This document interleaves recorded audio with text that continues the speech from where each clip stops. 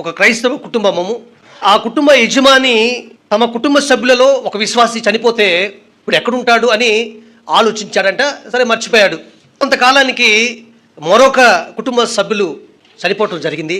ఇప్పుడు ఆయన కొద్దిగా ఎక్కువగా పరలోక రాజ్యం గురించి ఆలోచిస్తూ ఉన్నాడంట. అంతకుముందు అసలు ఆలోచనే ఉండేది కాదు పరలోకం గురించి. ఎప్పుడైతే ఇద్దరు వ్యక్తులు తన కుటుంబంలో నుంచి ప్రభు దగ్గరికి వెళ్ళారో ఇప్పుడు ఆయన ఎక్కువగా ఆలోచిస్తూ ఉన్నాడు, అక్కడ ఏం చేస్తూ ఉంటారు వీళ్ళు అని. అయితే కొంతకాలానికి తన ప్రియమైనటువంటి కుమారుడు చనిపోవడం జరిగింది. ఇప్పుడు ఆయన మనసంతా పరలోక రాజ్యం వైపే. ఎప్పుడు నేను నా ప్రభు దగ్గరికి వెళ్తాను, ఎప్పుడు నా ప్రియులు నేను చూస్తాను అనేటువంటి ఒక గొప్ప స్థితిలో ఆయన ఉండిపోయాడు.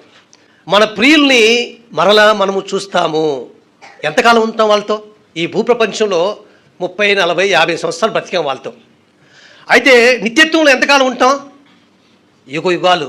ఎంత గొప్ప ఆధిక్యత దేవుడు మనకిచ్చాడు.